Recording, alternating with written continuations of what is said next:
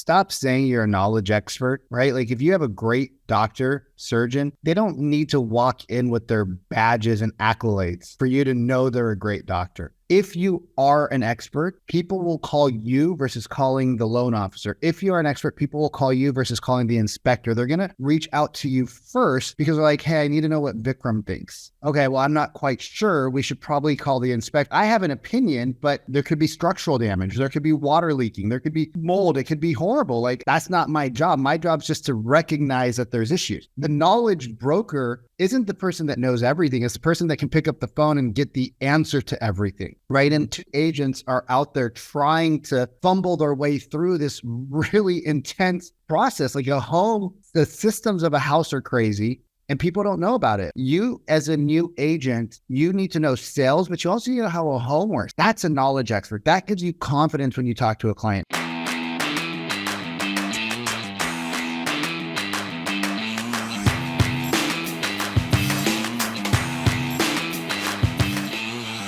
You're listening to the number one real estate podcast in the world, where we talk with real estate professionals all across North America about their wins, losses, lessons, stories, help you win in your local market today.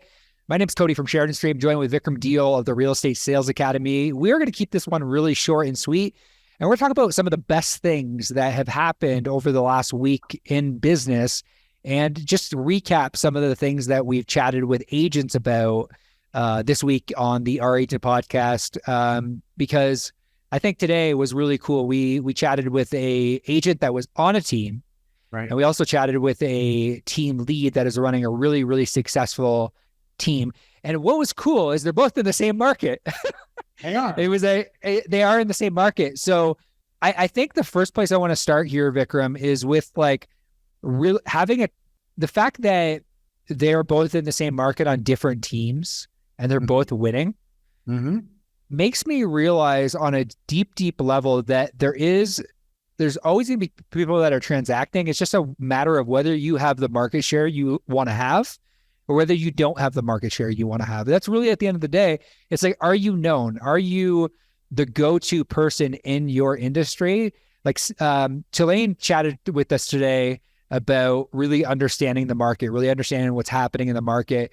And earlier on today, Kyle chatted with us about really understanding your business and understanding how to read your profit and loss statement, how to run a successful business. And there's key fundamental principles. Kyle, one of the things that I love about Kyle is that he's so granular. Like, yeah, he wants to know, it's not just a profit and loss. It's like, what do you consider your cost of goods sold? Like, what are you actually measuring? From where does it measure? Are you putting stuff back in from the back end to inflate your numbers? Like, what are you actually doing to understand the health of your business? And I would say most entrepreneurs do a pretty bad job. Yeah, and I think that just because a lot of coaches don't talk about it. Like 2 or 3 weeks ago, I was at a conference with Sharon.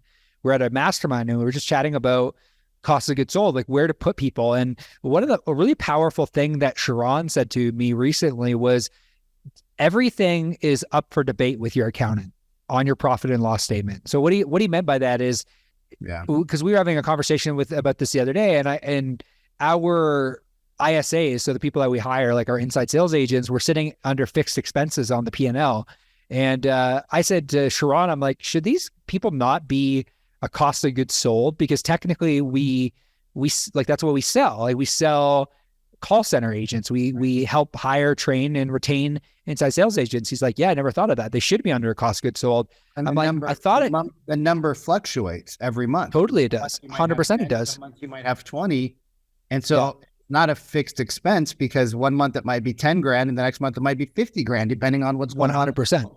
Because it's based on sales. So I think that like something really powerful that came up today during our conversation with Kyle was like really understanding your profit and loss statement. And potentially, I think a lot of people look at marketing when they start a business. They're like, oh, okay, I have to invest into marketing. I have to invest into like sales. But I think that something that could go a long way is investing into operational strategies that can help you actually scale long-term. Like early on, we hired this guy named Ryan Weiss, and Ryan helped us build out our systems, our processes, and really helped us understand how to build processes that scale, like the what, the how, the why. And that's how we got started. Like we invested into process oriented trainings to really help us understand how to build systems and procedures. And I think that it's something powerful. But what were some of your takeaways from today that you think would be beneficial for somebody listening to this podcast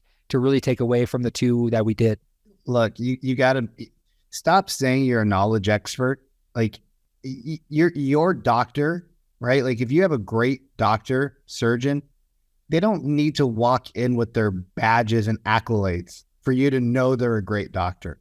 If you are an expert, people will call you versus calling the loan officer. If you are an expert, people will call you versus calling the inspector. They're going to reach out to you first because they're like, hey, I need to know what Vikram thinks. Okay, well, I'm not quite sure. We should probably call the inspector. Do you want to do a 3-way call? Do you want me to reach out to them and schedule something? Like, how do we discuss this problem in the home? Because like I have an opinion, but I don't want my opinion to be what, there could be structural damage. There could be water leaking. There could be mold. It could be horrible. Like that's not my job. My job is just to recognize that there's issues. The knowledge broker isn't the person that knows everything. It's the person that can pick up the phone and get the answer to everything, right? And too many agents are out there trying to fumble their way through this really intense process. Like the systems of a house are crazy and people don't know about it. We were talking about this in the sales academy the other day, the real estate sales academy. You as a new agent, you need to know sales, but you also need to know how a home works. Like you should be going out with inspectors and shadowing them and writing notes and learning about the home and the structure and the foundation and the system. That's a knowledge expert. That gives you confidence when you talk to a client. Knowing the contract gives you confidence, but also knowing how to have a great conversation and take the information and then deliver it. Like we were talking with Tulane, I like to think of analogies like if you have a really great 5-star Michelin cooked meal, but somebody brings one steak out to your mom, and then 15 minutes later, a wine glass comes out, and then 30 minutes later, your appetizer comes out. The food might be great, but the order that it came in screwed everything up, and you leave unhappy. Yeah. That's part of the transaction is like knowing how the house works, knowing how the contracts work, knowing the market. There is a lot of information you have to know as a real estate agent if you want to be in the top 20%, if you want to make 200, 300, 400, on top of just knowing how to call a lead. What's a good lead? What's a lead that needs to be nurtured? What's a lead that needs to be like pushed away for a couple months so you can focus on the people who are a little bit more active? What are your systems? What are your processes? What's your sales system? What's your CRM system? It's hard. And that's why most people fail, because when they get into it, nobody talked about how difficult it is. And whatever business you want to operate, I've had the pleasure of being in like 5 or 6 different industries now. Every single one of them, I always say, oh my God, this is harder than I thought it would be. Yeah. So I like what Kyle talks about, knowing your business. I also liked what Kyle talked about because at one point, my team, we had to go from a 50%, 60% split down to a 40%, 45% split. And people on my team were complaining. Well, guess who complained? The people who didn't do any business. My top 2 agents at the time, they're like, okay, cool. What are we signing? I'm like, I got to change the commission. They're like, up or down? I'm like, first time down. Like, okay. They didn't even question it because they knew we just added more zip codes. They knew we just added this. We just added that. We just added this.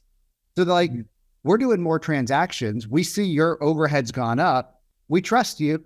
Value props good. Sign. The people that weren't doing shit, they're like, oh my God, I'm going to lose $700. And the top guy's like, bro, go sell 9 houses. You have 600 leads in your database. Like, show and that role plays.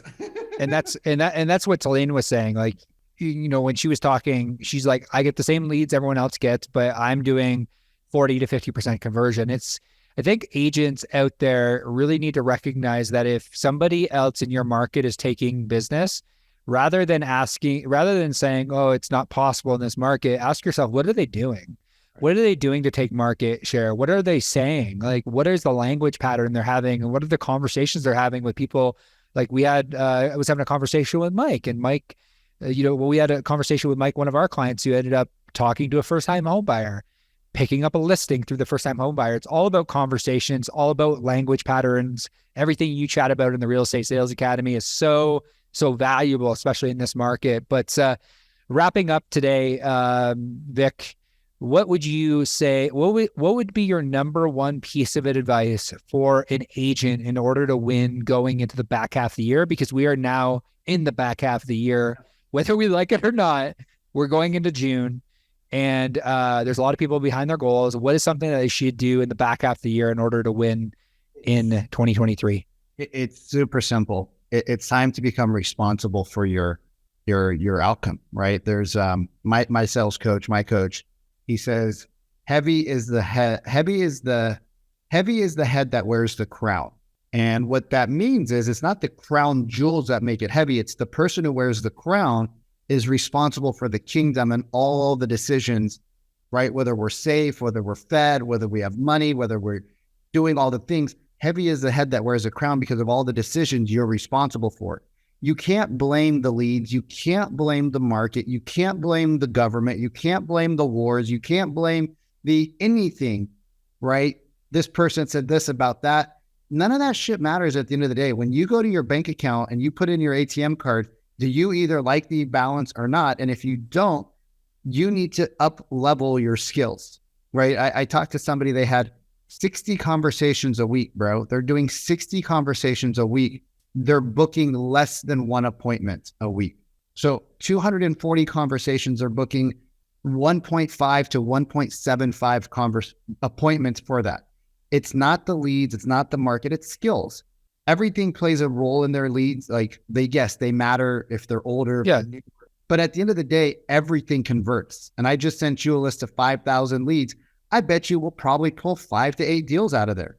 I don't think we'll pull 100 because they're 5 years old, but I bet you we pull 10, 15 deals, 8 deals out of there. And it's going to be worth paying your people what it costs because it's relatively inexpensive. And these are 5-year-old leads that we're going to start dialing. So everything works, but you got to have the skills to convert an old lead, and you got to have the skills to convert a FISBO or a door knock or an expired or a YouTube lead or a social media lead. Because just because they reach out to you in your inbox, and we do it all day long, you do it all day long, just because they reach out to you in your inbox doesn't mean that they're going to sign a contract with you. They're still nurturing. There's still conversation. They just made it easy because they said hello, but you have far to go to close the deal. Yeah, everything works. Let's close out with this. Everything works. It just takes it all takes time. It all takes skill, and it all takes a little bit of volume. Thanks for tuning into another episode of the RE Agent Podcast. We'll see you soon.